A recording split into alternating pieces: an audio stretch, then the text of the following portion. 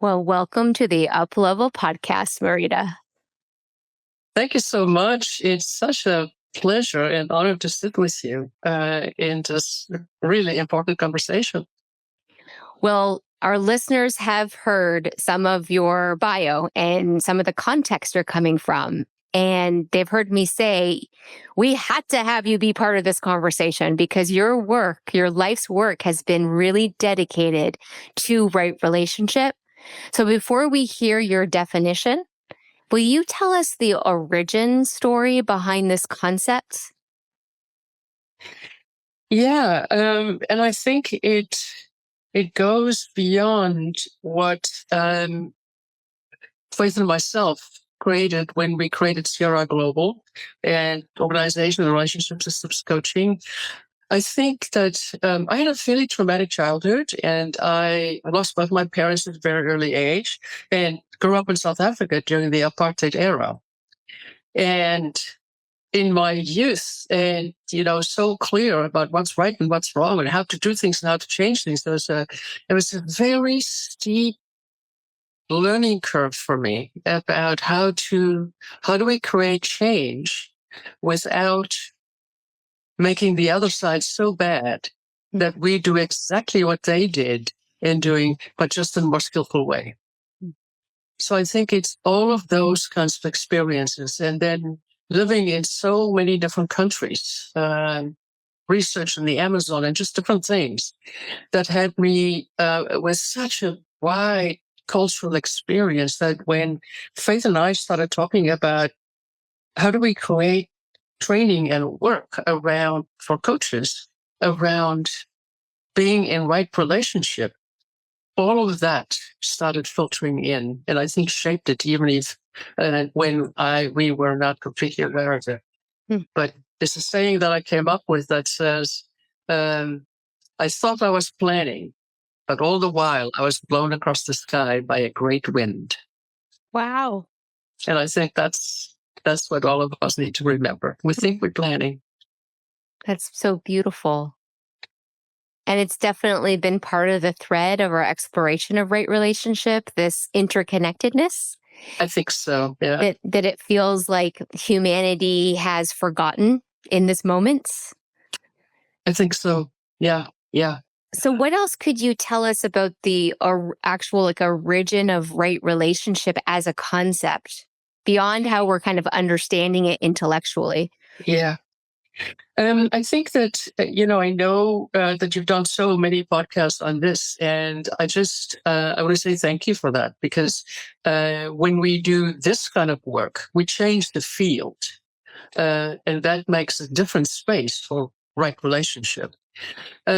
So some of this might have been said before, but when I look at the origins of right relationship, there's a lot of it that started with indigenous tribes, where they, and if you look it up and research this, there are 5, 6, 7 tribes that has their own tribal language statement for what they call all our relations. And what that references is not only right relationship between you and me or whatever is in front of me, but right relationships with all our relations, animals, nature, family, everything. Yeah. And that's a wide circle of bringing caring and appreciation for all our relations. And I think that's the place where in our modern day and age, we fail so badly because we're very partisan in who it is that we hold as our relations. I was just on a call with a teacher where I'm going deeper into the study of this. And the first question he asked is, when was the last time you felt truly seen? Like really seen by someone or something else? Doesn't have to be a human. Yes. And if ever, right? He added, if ever. And the level 3 for our coaches, and I was like, what was in this space was like crickets, because everyone was like, whoa, have I ever been truly seen? And so when you speak about all of our relations, this is what's coming up for me is like, I'm normally powering through from call to call. And I think many of our listeners can appreciate it. I might step outside, but there is a whole world of relatives that I'm not seeing. Yes. Because I'm moving on to my next important meeting or, task.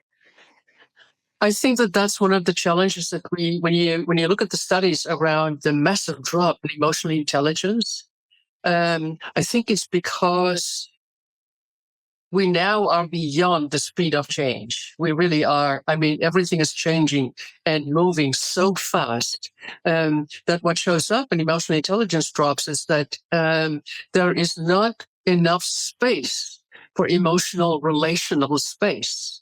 And people are so task focused. I'm going to get this and this and this and this, just like you described just now. That one of the areas that is such a drop is that people lose their noble goals. There are no more noble goals. And people lose the other drop that there is intrinsic motivation. Because all of those things being seen and appreciated is beyond being appreciated for the job or the task. Because 9 out of 10 times this time in our lives, people don't get a thank you for what they've done. Yeah. So that relational space has become very impoverished. And it shows up in research, and it really is time for us. And that's why I think what you're doing here is so amazing. Because I do a lot of research these days in field theory, and I know that when you are in these conversations and you and I are navigating right relationship, not only between us, but the diversity of who will listen to us as all our relations. That awareness and sitting in this conversation is already changing something else. That's quantum physics, parallel process. If something changes in one place, it activates something else in a field. That is more positive levels than what we see around social media and our news at the moment. So I think there's so much different ways that we need to look at right relationship and how we honor all our relations. Because that's one thing that we fail miserably at the moment, and appreciate every single time that it feels like, okay, we're beginning to get there. Yeah. So then what are some of the ways that people can be more mindful of repairing, restoring, aligning to right relationships, some practices or ways of being? There are two things that shows up for me when you ask that question. The one is, I think it is this need and this hunger, just like you described it, that has created the emancipation in the coaching industry that now is focusing so heavily on supervision. Because supervision is that reflective space beyond any religion where I can sit down with my supervisor and I have somebody that is not going to tell me what to do or have you tried that, but really is interested in exploring my relationship with me as I work with this client. And then our relationship, and how it's, I think that is why supervision has such a big attraction in the coaching industry at the moment. Not only because it's now regulating it differently, but because of that it provides coaches with a place where they can go and put the mask on their own face first. So I think that's one thing. The other thing that I thought of when I was, busy noodling with this podcast is, we talk about, in our model, and Anna Rod and I describe it in our book on relational systems intelligence. We talk about that there are 3 iterative phases in systemic evolution. They're iterative because they happen at the same time. The first one is meet. The second one is reveal. The third one is align. And the fourth one is act. And that really, if we can slow down to meet people where they are our clients, our friends, our family, not where I think they should be, where I think they are, but where they really are. If we can meet people where they are, then we can begin to go to the revealing of what's really going on.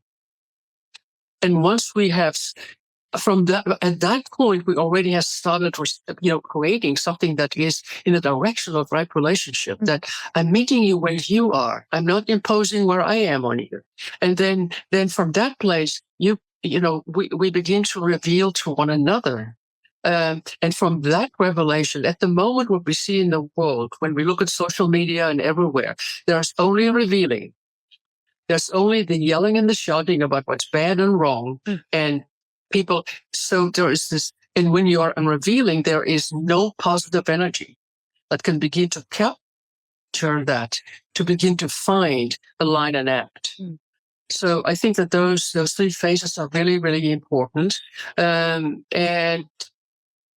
if I think of meat, I think one of the things that I really want to highlight during our call is and you did a brilliant example of that before we came into the podcast. You had the two of us for a moment sit in reflection and sit with ourselves. The biggest challenge that I think we as coaches and as professionals and as family has is that we forget that I'm not just one Marita. Within me are multitudes. And before I go into a conversation, I need to be able to sit down and meet with the multitudes within me in order to begin to discern which parts of me might not be useful in going on that call. Yeah. Brilliant. So it's that piece that, there's, I think there's a new coaching skill that we can bring from that into the industry, and that is the skill of rehearsal.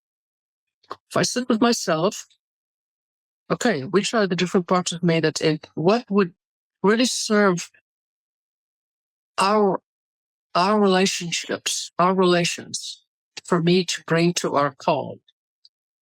And, send the other home to go and, watch the other parts of me to go and watch TV with the dog, to go and do something else. But that piece is the beginning of right relationship. So that I don't just go and blurt out. And so I think that's really important. And then, the whole thing, of course, happens when we think it's you and me that is on the call. No, it's not just two people. There are about 25 or 50 of us. But you can see how the complexity of relationship that we're talking about. And I think one of the good things that's happening in our world at the moment is all the blow-ups that's happening are just manifesting and exposing that which we have struggled with all the time. But now we need to find a way to be differently relational with it. Well, sorry, that's a long answer No, it's great. There's, so the meeting piece, and what I'm going to really pull from that is take the moments to meet ourselves first before we go into meetings, conversations, experiences with others. And most of us, myself included, don't create this space for that. So this is a really important takeaway. And I love the RSI, the model of meet, reveal, align, act. It's brilliant. And I know you'll tell us more how, if people want to go deeper into that. Yeah.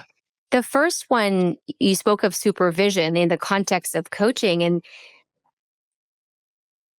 what I'm thinking of is the witness, the sacred witnesses. I think about when I am witnessed, I am always a better version of me. Yes. Always. So I'm just shifting the word supervisor to witness. And also, we've just been supporting my father he had open heart surgery.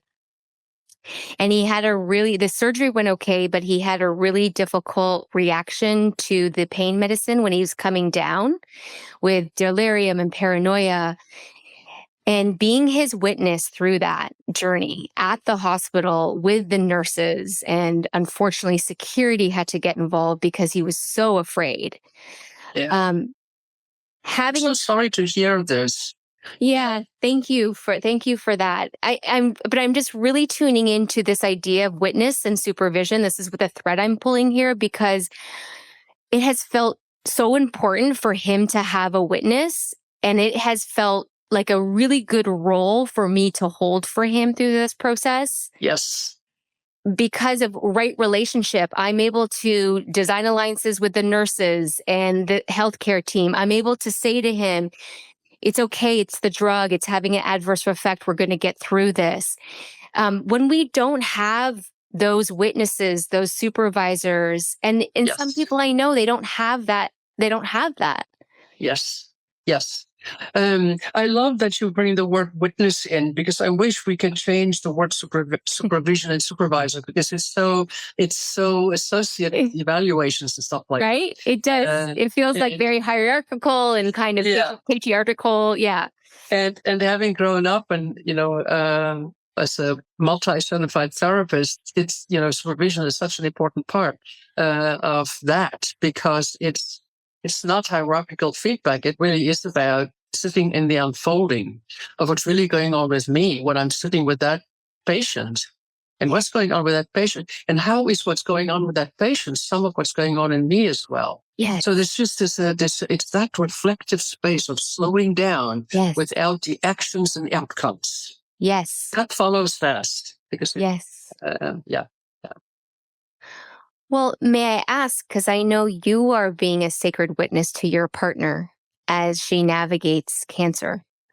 Yes. What is it like for you, and what are you learning about right relationship in holding this role that you're holding?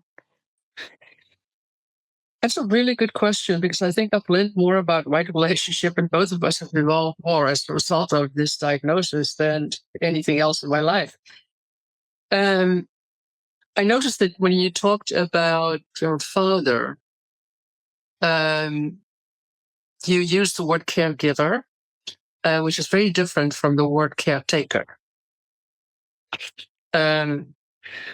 So, and there you can again see that there is, in order for me to be in a right relationship with her, and right relationship with death is a whole other piece. But it's just personal stories. I had a breast cancer diagnosis just before she was diagnosed with her cancer. Mine was, treatable, and I had radiation, and I'm okay.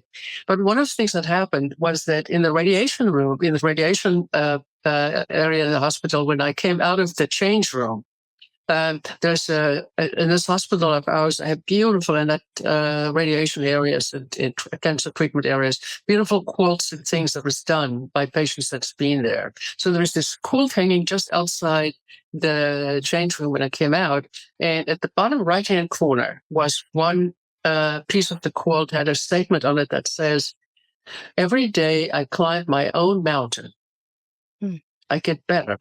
I go, "What's weird?" And walked out. And then, over 3 months of treatment, I see that. And then finally it dawned on me. Face diagnosis is not my mountain to climb. It's hers. I need to climb my own mountain about it. But the moment that, and we've got a really strong agreement that, I will offer, do you need to take, some medication or something like that? And she was saying to me, "Don't fix me." I go, "Okay." But you can see how those are, funny moments. But that's the whole piece, is that when we can sit with that is unfixable for us, and be with that of their experience, that is right relationship. The moment that I try to fix it and make it right, I am not in right relationship with her reality. I'm not. Because it's not your mountain to climb. You have your own mountain to climb related to the mountain she's climbing. Exactly. And that's so important, right? It's such an important, I don't want to say the word leadership development. It's like it's a human development. It's human development. Yeah. Yeah. Yeah. Um, How do we and develop that, Marita? Like how? sometimes sometimes I think that, all the difficult things that come our way, or I can tell you that, as a partner grieving and celebrating next to faith, I think I have grown more in the last 4 years, than with any training I've ever done, because there's the forcing you to sit in a different and deeper conversation, and to meet with what can be met Mm. on both sides. That's a whole different piece. So I think that, we will all have our own mountains to climb and learning journeys. And I think it's really important that we train in this, and that there are some, academic pieces that we can do, and that there are some tools and skills that we can use. But I think the place that's also happening in supervision or witnessing is that there is the development of the vertical development, the development of the me, as a coach or as a partner. And I think that that's what right relationship is about, the development of me in all my relations. Right. And that's sacred. It's That's sacred. And perhaps that's just why we're here. I think so. Simple but not easy. Simple but not easy. No, and I often sit in the question of why all of this in the world? Why this now? Yeah. And how do I find right relationship with that? Yeah. Tell us, how are you finding right relationship with all of this now? I think the only way that we can begin to navigate that is to sit with myself. Look at all my parts. Look at my strengths. Do a constellation of my weaknesses, my strengths, my fixers, my whatever. And then get clarity about what is mine to do. And then follow that. Doing these podcasts is part of what is yours to do. And it makes change. It changes what's happening out there. To go and be a coach or a team coach for, high profile politicians at the moment. I'm sorry, I'm too uninvolved for that. I still need to develop a whole lot more, because I can't be in right relationship. So, but you can see how, regardless of which side you're standing on. But I think that is a critical piece, is to really navigate our own selves and find out when we are upset, when we are angry. Just sit with it, and sit with all the cells, and find out what is mine, yours to do. Not to fix this, but to engage with it, because there's only certain levels that we can engage with the right relationship. So at this point of your journey, you shared with me when we were preparing that you've sold CRR, and maybe if there's any context you want to share about that. I'm curious, what is yours to do now? I hate to love you for that question. I love to hate you and hate to love you for it. Thank you. I think that I'll take it. I'll take it. I think that, and again, I now experience that which I've seen in every single corporate client engagement that I had, where there was an ownership transfer, an acquisition, a merger. And part of what you have is when we talk about, from a systemic perspective, when we talk about the third entity, it's the wisdom of the system itself. It's not just you and me. There's a wisdom that is in our third entity, that lives in our system, that is trying to come through us. So, and I think that if we look at mergers and transitions from that perspective, that there is a CRR Global, whoever the selling company is and whoever the buyers are, there is something expressed by the system through the action of sale. And then as the co-founder, I need to navigate not what I want to stay exactly the same, although I have very strong feelings about that, but I have to navigate and help birth that which is the next dream for the system that is CRR Global. So there's just this, and are there frustrating moments and irritating things? Absolutely. But there is something systemically emerging in the field that still is CRR Global, but it's different. That still is CTI, but it's different. That still is put in anything. And so there's that dance. And so for me, if you ask the question, what's mine to do? I am in the search for meaning around what, through right relationship with the coming CRR Global, what is the wisdom or the heritage pieces that I need to protect? And that still is mine to contribute before I step away. So it really is about climbing my own mountain, about losing something, and then climbing my own mountain and finding some good, walking sticks to help me preserve legacy and do the next things that are mine to do that will continue to feed and grow. It sounds like a really good use of you in this moment. It's not always easy because you're CTI oriented as well, and I'm a danger type, so I need to be really careful how I suggest things, that it doesn't feel like I say, do this, because that's not. Yeah. Well, I love the language, wisdom and heritage, preserve legacy. And these are definitely, that's language that's come through the season, specifically when we speak with our Indigenous elders. I bet.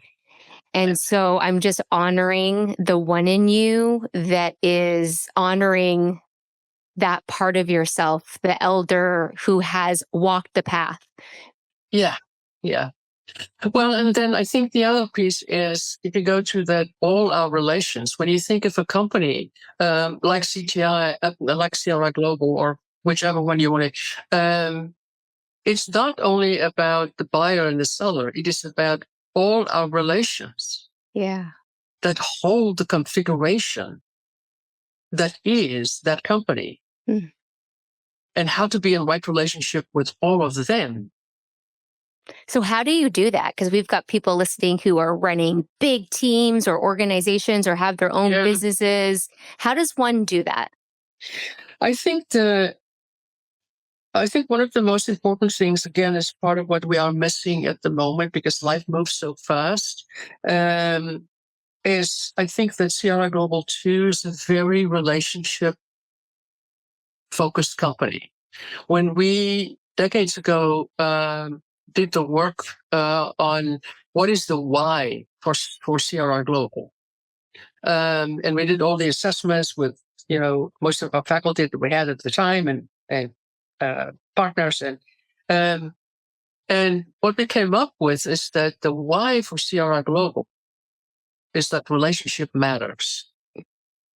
From the living room to the boardroom to the Zoom room, relationship matters. And, that's the piece that I think I would love to continue to hold as the most important currency in the business. Is how do we don't make top-down decisions? How do we involve people in the conversation about changes that they will need to be responsible for and act on? But it doesn't get downloaded to them. It's that kind of, in the fast-moving organizational structures that we have at the moment, it's not easy because sometimes we have to go fast. But there really is the Ubuntu saying that says, if you want to go fast, go alone. If you want to go far, go together. And going together in our life space at the moment, in our world, is what is at stake. It's not always easy. Yeah. And it's what is required for, I That's think, right. birthing the new earth, if you will, the new way of living and being together. And getting curious about what is trying to emerge.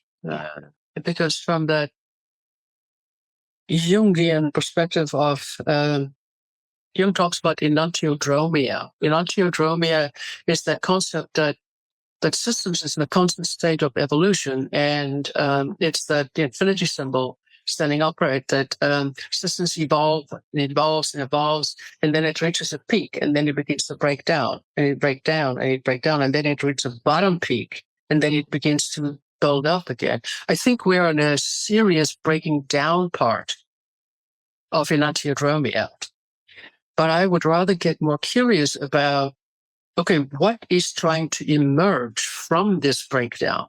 Yeah. And what's the right relationship that we can find with that so that we can support the systemic evolution rather than react to the breakdown? There's I have so many questions. We're going to have to get you back on. So, because I want to geek out with you on all of this. Systems piece, because one of the things I'm seeing in the leaders that I'm working with, a lot of coaches, leaders, and just leadership development programs are very individual focused. And so then there's been this almost like decadence around me, and my values and my purpose and blah, blah, blah, blah, blah. And one of the reasons I love your work so much is because it starts to have us open up the aperture and the gaze so that we're seeing the whole. And so if I'm a business leader and I'm wanting to grow my ability to be with the system, not just the individuals within it and not just my individual self, where do you point us? And maybe it's back to the RSI, but yeah. Yeah, and I think that that one of the principles of RSI is that systems are naturally creative and intelligent. And how do we lean into the wisdom of the system, not just what we think it should happen? And that's the whole, there's just so many procedures and stuff around that, but it's an input model. And then at some point, the courage to be able to do all the work with the team about what do you need, what do you want, and what do you need, and what do you want, to, do the strategic work with the team. But then at some stage, it's really important to be able to put a chair up in front and say, one for you to go. And when you sit in that chair, it's not your voice. It is the voice of the system that is our organization or our team. What does it want? The information that we get from that is very different and very coherent. What's the science behind that? We try to find ways in which to help the system reveal. And now, one of the other principles is that systems rely on roles for the execution of its functions. But roles belong to the system. Now, if you talk about leadership is an outer role that is, you are the podcast host at the moment.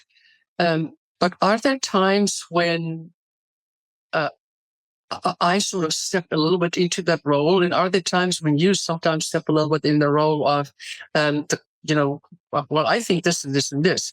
So it's that piece where we need to be able to hear from all the voices in terms of what needs to happen, because that's the only way that the system can speak. It's through us. And then with all that information spoken, when we then set and have people sit in the chair, that they now with all that information, not speak from their own selves, but speak from the field. We most of the time get very coherent information. And it's easier to align with than if what the CEO said or what the leader said or what that piece. There's a lot of research around as well when talking about if leaders don't get the answer and they say, I don't know, and they ask, do they lose respect from their from their team members. The research overwhelmingly point to that when leaders can do that, they actually gain respect. That's important. So it's very relational. It continues to be very relational. And some of the breakdown I think we see at the moment in our world is because there's so much systemic breakdown in relationships between parts. Yes. Well, what's your I could ask vision or prediction. Maybe one and the same for the systems that we're a part of right now. I don't think that there is a one size fits all. But I do think that if we can begin to help slow things down, if we can begin to meet systems where they are, if we can begin to allow revealing of what is trying to emerge for everybody, not just for me, or the system itself, and then begin to, but again, you can see how that determines what is mine to do. I can do it in certain environments. I can't do it in the other environments. But what gets done in certain environments, again, from field theory and parallel process, engages and changes things in other places as well. So I think that we really are looking at organizational structures more and more that will be more systems inspired. And that is leaning more into input from the larger whole. And the leader still makes the final call or whatever. It's not about we circle the drain for 3 years before we make a decision. But I think relational integrity and bringing in information. I don't think there's a single leader at the moment that has all the information. I really don't. Or that can act on it you can't. But it is that pausing to get the information, even the pieces that we don't like. And then to find out. I think one of the biggest other challenges is where we just lose being in the right relationship is when the action that we are going for is too big.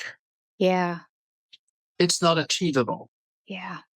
So how do we support our team? How do we support the teams that we're coaching that's a great place to go.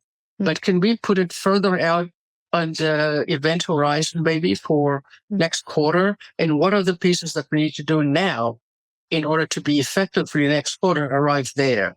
It really is, that's a role that we need to nurture in every single one of our teams, where we can do that pausing process. And then I think the other thing that there's a lot of failure on is that we are so focused on achievements and getting things done that there's very little recognition for what got done. Yeah. What about stopping to celebrate how far we've come, what we have achieved? I mean, this is something that happens a lot in our coaching, right? It's people think we can't have a whole session celebrating. Why not? Why not? Rachel, my business partner, and I, we are in relationship coaching, like couples coaching. Yeah. And we're finding every time we go to it's a couple that's coaching us, we have something to celebrate. And Rachel was like, well, but we should be working on stuff. I was like, but I actually think the relationship coaching is working because we have this energy around the relationship and we want to be witnessed in the celebration and the revelations and the learnings. And we need more of that. That's right. And again, it's that affirmations that I think is missing. And some of the fatigue that we see around us is because of that. Because we're not doing that. These small achievements that go, wow, that was great. What's the next level of that we can do? Yeah. Or how else can we do anything that will give positive feedback and recognition? It's totally missing. Marita, if you look back to the younger one who was co-creating all of this, what would you say to her, or what would she have to say to you now, sitting in this place, this moment? I think what she would say to me is something like that.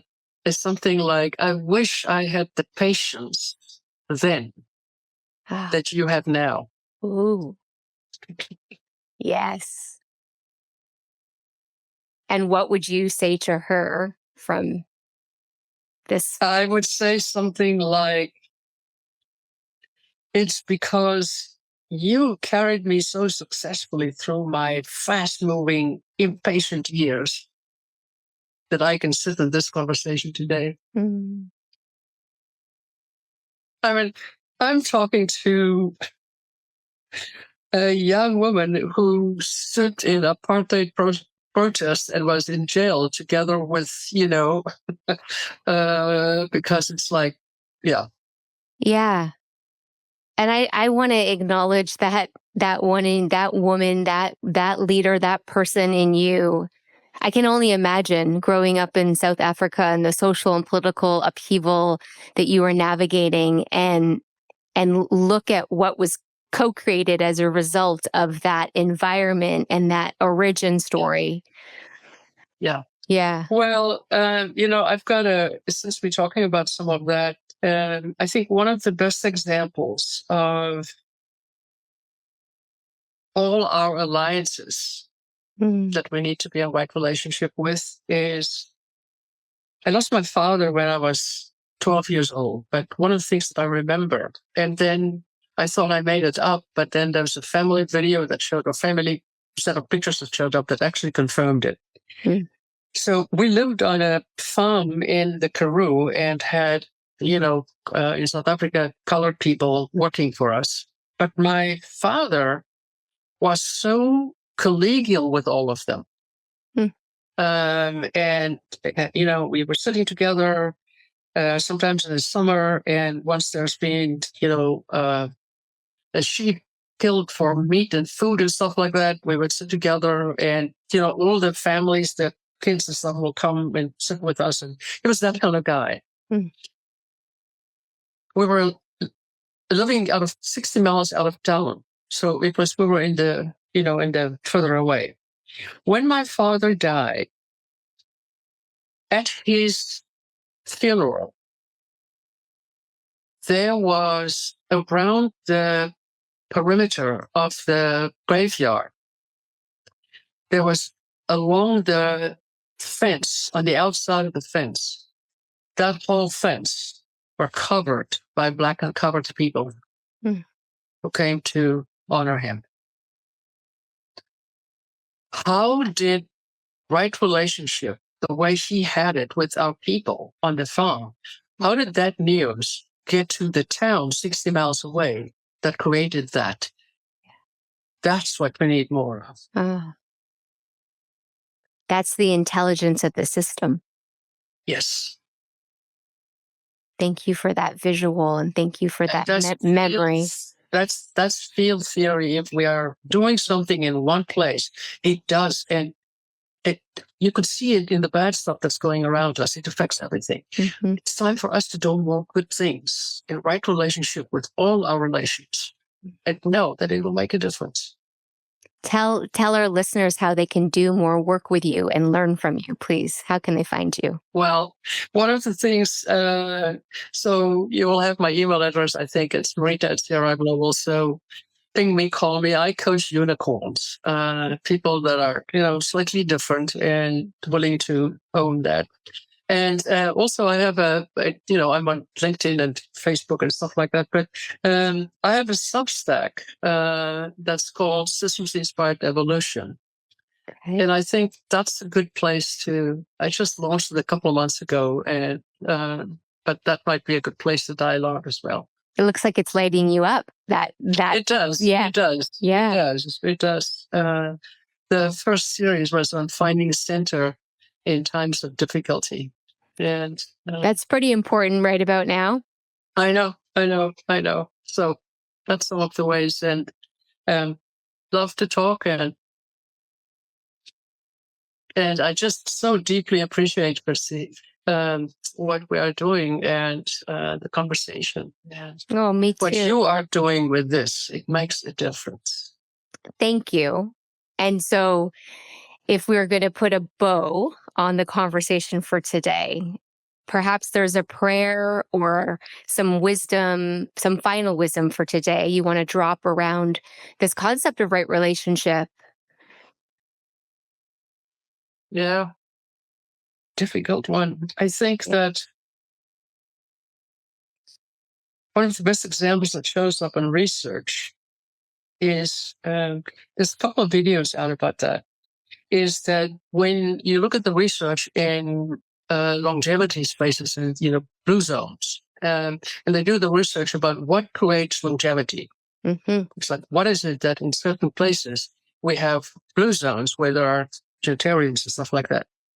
And there was an astonishing thing that showed up in that research. It showed that those people, the people that have that length of life, is not because of medicine or science or, that they've got good family or, it's just those things that we would take for granted would be the things. It's not that. Do you know what the number one is? Community?